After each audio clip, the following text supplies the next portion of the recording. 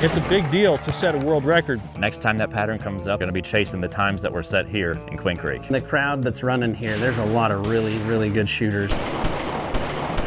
Yeah, come on. 1/10 of a second faster than my previous world record. And taking the lead. Whoever beats me earned it. Dude, stoked. We had Panda Express, if that counts as a good celebration. Got blizzards this week while we were gone at home. Boys don't get cold. It's early in the year, and there have already been world records set. This is going to be an exciting year in mounted shooting.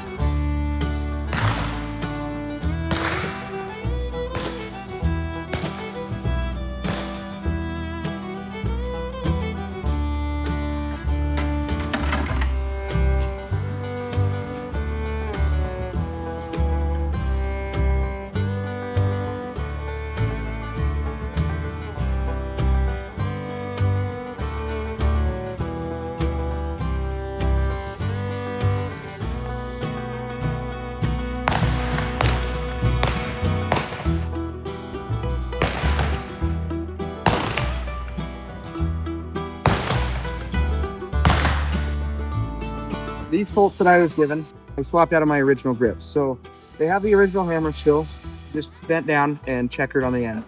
But the original grips were really fat at the bottom. They're about this wide. They had the original plastic eagle design and everything that went up. But the way those guns sat in my hand, it made me hold my gun down here and I tipped my gun forward. So swapping to these narrower grips, I can get a better hold and hold my gun where it needs to be instead. And so swapping the grips changes everything for me. I wasn't hitting any long shots, and now that I switched my grips. He decided to play instead of get on his horse, huh? And if we're not there to get him on, then it doesn't happen. She's saddled, sitting over there. Yeah, she's ready for him. It's all right, next time, right? Yeah. I don't want to push it too much. We want them to have fun too and enjoy it. But we also do make them practice if they want to compete and pay their entry fees. But it is harder in the winter. How does the entry fee system work? As long as they're practicing, and they have to ride 4 nights a week. Winter, not so much, because we don't have arenas that we rent or anything, but at home in the summer when it's competition season, for sure, they have to ride 4 times a week for us to pay their entry fees. They do have to pay back their entry fee, and then they get to keep above what they make. But they still have to ride at least 3 times a week, because it's not fair to the horse if they're not in shape and legged up and ready to go either. Yeah, usually they'll get 5 nights a week here in the summer. But there are times where they haven't got practice in, and I'll usually pay their entry fees still, but I tell them, if you don't make your entry fees back, you owe me no matter what happens. They're fearless and young, and they've put a lot of time in practicing, so most of the time they do a lot of times break even. Yeah. So it hasn't happened very often that I've made them pay me back.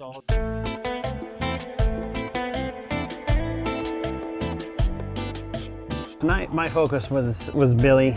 He's been shooting on him a couple of months, and he's the latest rock star. He's killing it. He's doing so good. With him, I'm trying to do everything slow and correct and work on my form. That I'm keeping my arm up and waiting and targeting my balloons. Make sure that he's in the right place in the pattern and that he's turning correctly. I didn't see you guys running fast tonight. No, in a week of practice, in 5 nights a week of practice, I'll bet I do, how many would you say? 2 or 3 fast runs. And he's still kind of new. Yeah, we don't speed him up for a little while. So. Yeah, we'll get him really solid trained first, and so so that they're trained well and we trust them. And so until that point, we don't even know if they have any speed. We were like half a second off on each stage. My class is so tough. A level 6 is considered an expert. Beginners are number 1s and the very best are number 6s, but only like 5 or 10% ever make it as high as number 6. That number 6 is tough. At level 6, you will see the fastest and most ferocious competition there is in mounted shooting. I love it because it only pushes me to do better. And I left it all out there. Like I didn't safety up at all. So I'm pretty happy. Is this the horse you'll take to World? The owner would love for me to do that.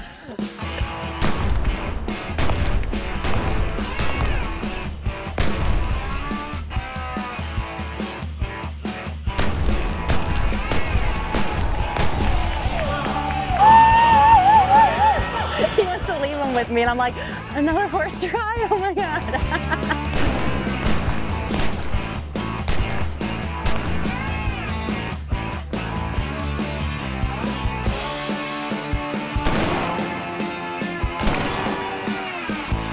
Who else is in your lineup? Honestly, it'd be Dottie. She's really cool, she's just young. A shooter can select a different horse for different courses. That means more than one horse can be used in any competition at the discretion of the shooter. We have Blaze and Promise, who her son, our Wrangler, rides and does really well matching her because she's fast.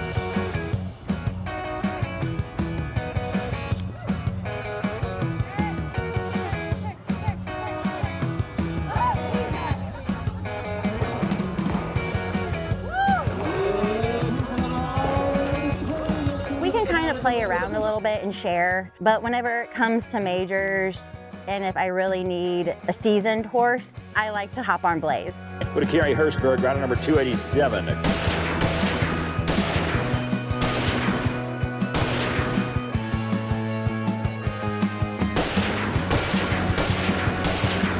And going to be in a 12-1, 89 green, 12-1. She has a bone growth, has ring bone, which is a calcium buildup on the side of the hoof right above the hairline. So pretty much like your elbow. It's not weight bearing, but if she hits it, it fragments. I think you can like go like this. Yeah, this whole. All right. I can do that. Just the corner. Yeah, take this whole thing off. It can even like that. Sure. She's always been a horse that hits each other, so when she hits it, she's all for a week or two. So we originally put tape on it and bandaging on it. That didn't work. Bell boots didn't work. So then I cut a piece of a bulletproof vest and I put that on, but she was still impacting it. So now we've made the steel plate that goes on the side of it and the bulletproof vest and the tape. So if the steel shoe hits the hoof, it hits this instead. So we've kind of formed it to the hoof, and now Carrie wants me to cut some out some more, which we've been trying to fit it. And so today I'm just gonna, right now I'm just gonna, we're gonna,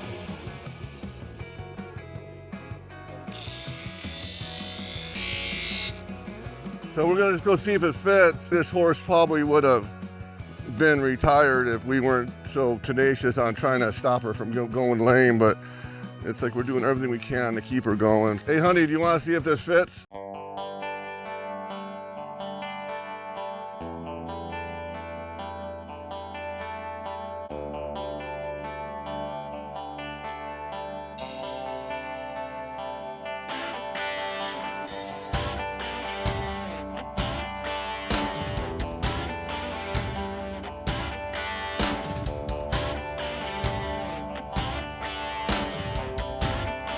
There we go.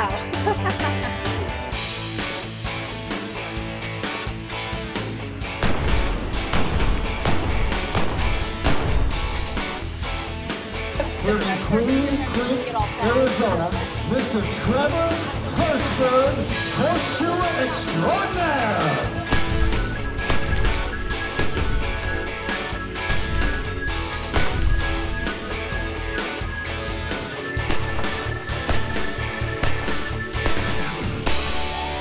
Foothold up.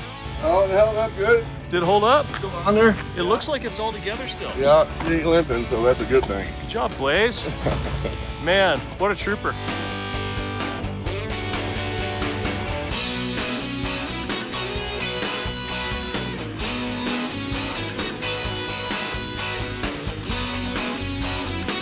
Okay, Blaze. All right, Seven boy. You're a good boy. You're a good boy.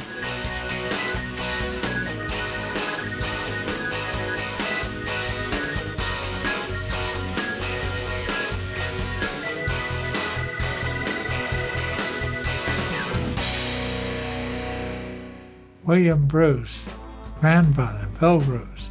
He was my inspiration. His grandfather, when he was 17, rode with the Loving Goodnight Trail, running cattle through Texas and New Mexico. He told him tales of that. He always was fascinated by that. Oh yeah, when I was a kid, I just always had horses. I team roped and calf roped, and I just loved anything to do on a horse. And I was shooting on my horses. When I first started shooting, we always used regular 45s or 38s or even 22s. How did you get cowboy mounted shooting started?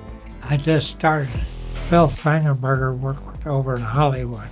He was a guy that took care of the movies on their guns and stuff. Phil Spangenberger was where I got the idea about the gun. I saw a program, they threw a balloon in the air and he shot it with his gun off a horse. And the gun was just a blank cartridge. And it wasn't a competition, just one balloon. It was really good, so I started messing around, went out and got some friends of mine, and I made some little stakes and little clips, put the balloons on poles, and we rode through those poles as fast as we could ride, shooting them. Sometimes you had to shoot over here and shoot over here. And what did people think when they saw it? What happened? Oh, they liked it. Yeah. People come out to see, they couldn't believe it happened. We had pictures of it even. That was out there at Ben Avery shooting range. It was really exciting and people liked it, so we had the first shoot. I won. There was only two of us. He had the guns, but I had to give that guy a horse. And I was like, oh my God, that looks like the most fun cowboy thing ever. And we did a little exhibition thing, and then Jim was talking about it. JJ had just been in the movie Tombstone, and they had even asked Jim to be in the Tombstone movie. I meet some cowboy shooters that I knew from California. Hey, we got a buddy with us. He's looking for guys to work in a movie. Peter Shereko, who was Texas Jack Vermillion in Tombstone. He said, I can't tell you who's in the movie or the name of the movie or anything. Like, okay. Be at camp on May 3rd. And that's how we went to work on Tombstone. We hired 30 of us because we all had cowboy costumes. Everybody owned a horse with period correct gear. We were the Red Sash Gang. Here you are, you're a cowboy. Awesome. And it was a greatest summer job ever. There was a shoot, just a regular shoot up at Ben Avery, and J.J. Peel coming out of the Tombstone movie. And I'm talking to Jim and Lily, and Jim's talking about this, that, and the other thing, and Jim's going, well, I want to talk to you, Jim's doing Jim, I want to talk to you about that. But he and Jim, of course, hit it off. I was really good at mimicking Jim because I worked for him for a long time. And he's a handsome, nice, enthusiastic, old-time cowboy, but he's young.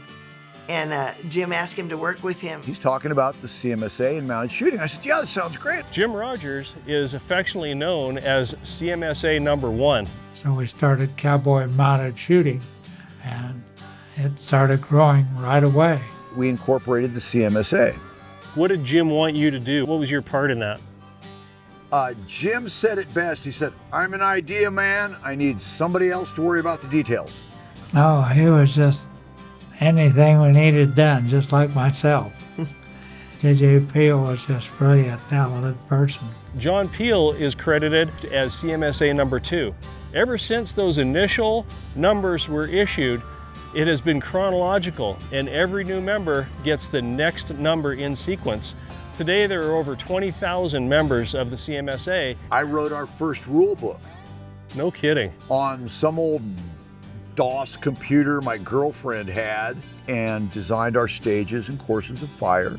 He was really talented. I'm gonna get a bank account, get some business cards, maybe get some membership, all the little things that go with starting a group like that. J.J. Peel came out. He was helping me put the chutes on. And of course, we just love doing it because we love being horseback, and we love playing cowboy and love shooting. And it was just, it was rather magical. Ben Avery Shooting Facility in Phoenix, Arizona was the birthplace of mounted shooting.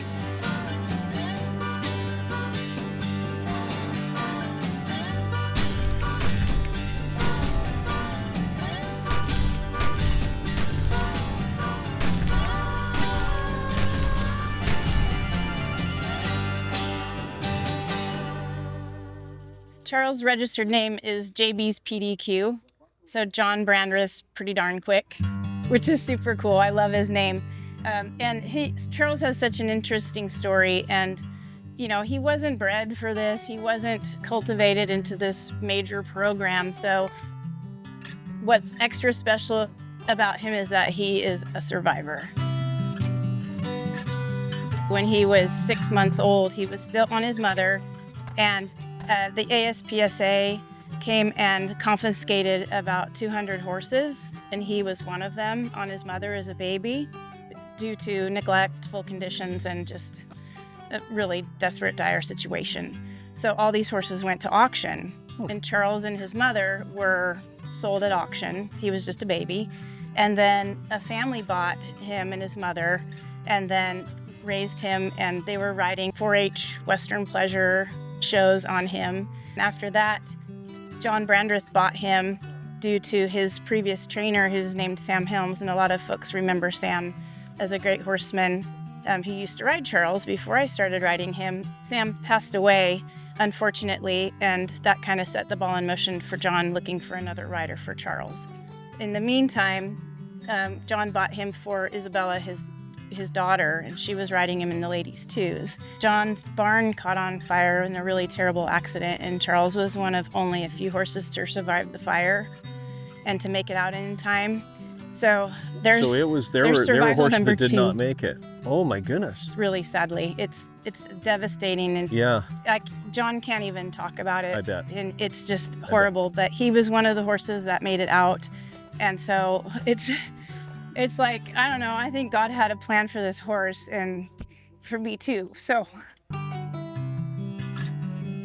It's really special. Yeah, so that was 2 times survival for this guy, and then to go through what he went through with when Sam passed away, he fell, and that damaged a lot of Sam's body, and then Sam ultimately passed away. So here's Charles still without a job, so then I stepped in. And he's a registered paint. He is, so he's considered a non-colored paint. Any breed of horse may be used in the sport of mounted shooting, whether registered or non-registered. He's special. There's an older gentleman that shoots in Montana. His name is Jack Ziegler. When I was 12 years old,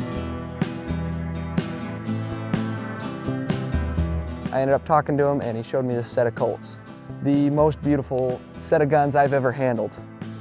And I saw those guns, I felt those guns, I was like, holy smokes, I want to get myself a set. So I made it my goal to try and put money aside to get a set.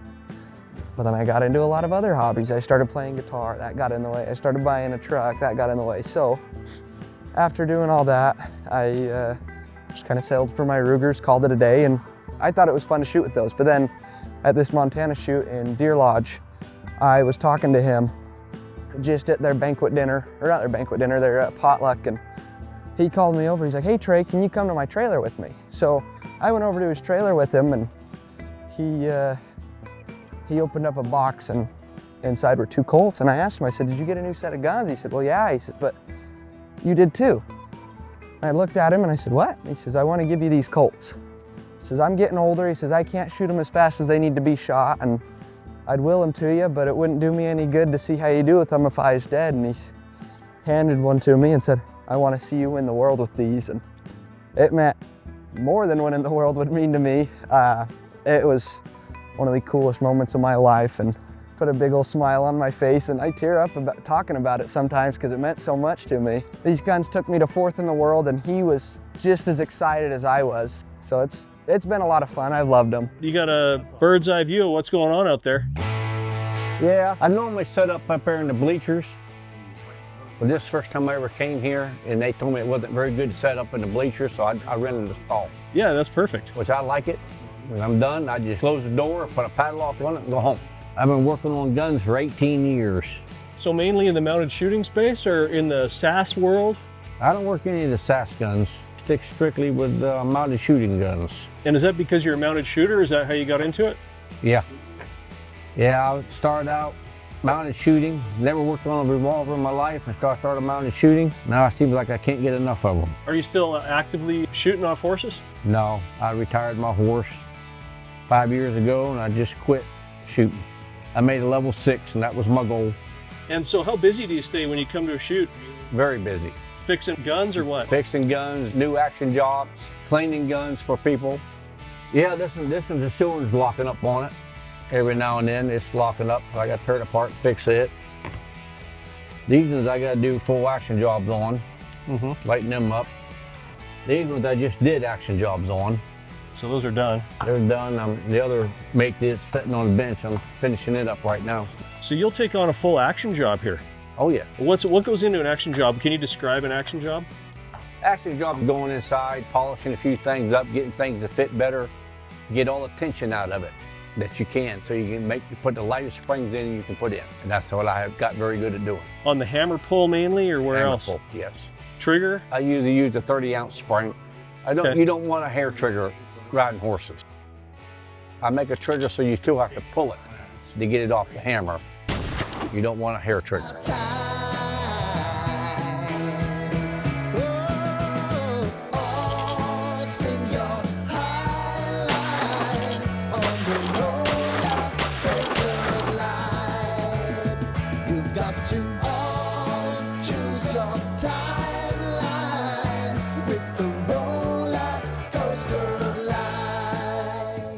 How about rifles? You have to fix rifles? Oh yeah, I got to cut this in here off. Cut it off 16 inches. Redo the tube on it.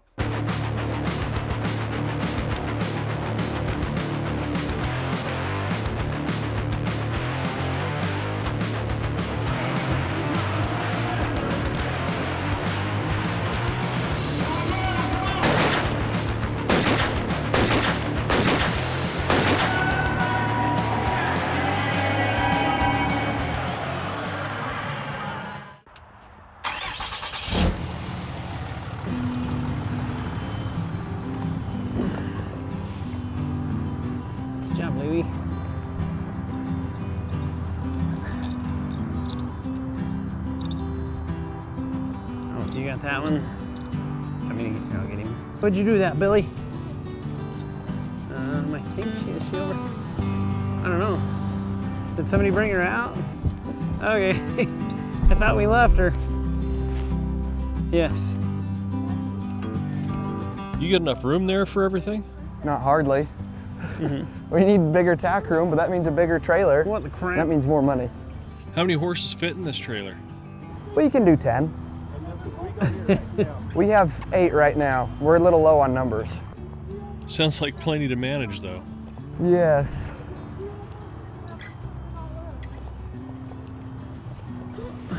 Looks like the whole family pitches in, JD. Well, that's the only way it works. I couldn't do this on my own for sure.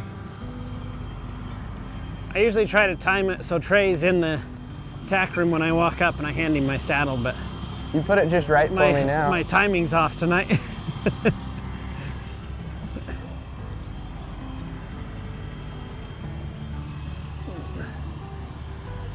I can get it when I get in there. You can just set those there. I'll trade you spots. Oh, now Trey got me.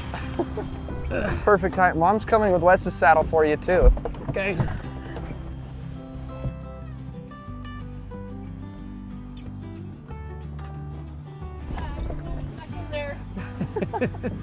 That's what Dad was just talking about.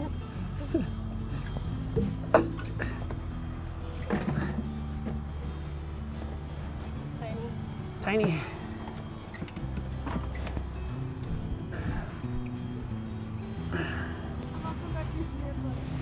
Thank you. That's his sign. He can't throw it. He doesn't want to throw up a W like this. He says it's too hard, so he does this for a W. Oh, so that's a W. This is his W. So does the W stand for win, or does it stand for Wes? Wes. Good for him. He's got his own logo. He loves it. He does it in every picture. Even his Wrangler picture in the CMSA rundown for the Wranglers at the World Championships, he's doing this. Is it sideways or upright? So he's going like this. He's turning it sideways like you would piece, but then he throws his thumb out so it makes a full W. Gets his thumb involved. Yeah, so he throws the full W out.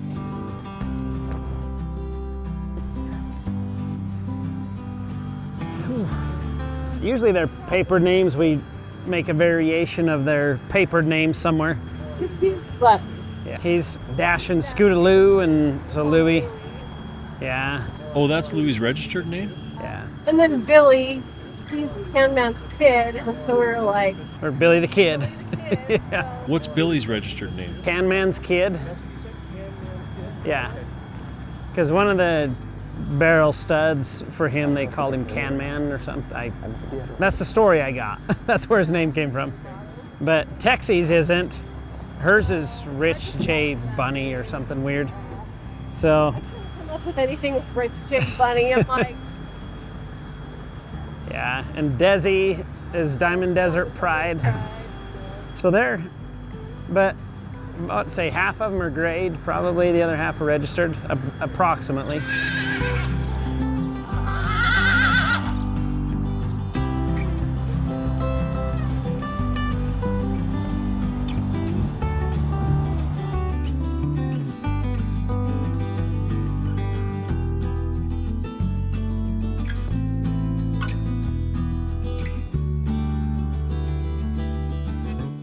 The other thing about Joe Whiteley is he's an engineer. I think he's a aerospace engineer, and he designed a crimp that they do to the brass on a blank. The real problem was with the blanks, so we started developing crimp blanks. Before, people were putting like a piece of paper on the top and gluing it, and it would fall off, and so sometimes you'd fire your gun and nothing would happen. When he invented that, it really changed the sport. It became very professional, consistent, non-frustrating. Now many people make them. They use that same crimping. So you make the blanks for mounted shooting? Yes, they are shooting my blanks today. Excellent. And what goes into making a blank for mounted shooting versus a regular bullet? Primer hole is bigger, so you don't get the back pressure. It's loaded with black powder, cannon grade black powder, and crimp. That's about it. Crimped on the end? Hold it in. It's a crimp on the end of the brass, and it holds the black powder in there, and it's there every time, and it's very consistent. So I set up all the equipment and machines and everything so we can mass produce these things running 4,000 or 5,000 rounds an hour. So how many would you go through a year? I was doing over 1 million rounds a year for CMSA. And they were using them across the country? Yeah, then all the clubs used them, and then we had an exquisite contract with CMSA for supplying all the. And is that still the design today that's used? It is, yeah. Yeah, I mean, it's everything. I do all the big major shoots. This is the first time I've been to Arizona. Next one I'll go to will be Nebraska. I will be back at Vegas. I'll be in Shelbyville. Then I'll go to the Worlds. I do the Worlds every year. It's fixed. This is a full stroke, yeah. And I'm getting the same gun in a short stroke. I got a pair right here, I'll sell you. What kind? Short strokes. Let's take a look at them. Where are they? And what about your main horse that you've had in the past? Rolex? Are you talking about Rolex? Yes. Yeah, so last year in March, he fractured a bone in his knee. Where it fractured, we weren't able to access it. So the only thing that could heal it is time. But recently it started healing. So after this lineup of events and stuff, we'll be x-raying it and seeing how it's going, but it might be promising. He couldn't take you to World last year. Yeah, that was really sad. Now you've hopefully got things going to where maybe he could be in the lineup at some point. Yes, so the goal is we're not putting any pressure on him, that when he's ready to come back, I'll condition him and bring him back if he's able to, but things are looking okay.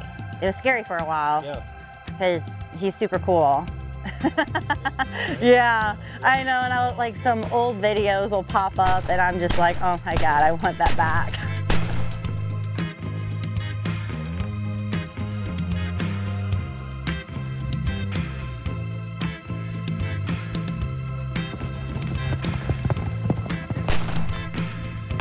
You don't come across horses with that just degree of force, in a sense, that driving force, that just innate force that's there. You don't have to say, give me more, it's there. With him out, I was able to focus on some other horses and develop myself. I'm always developing, and so I'm hoping that maybe when he comes back, I'll be even better for him.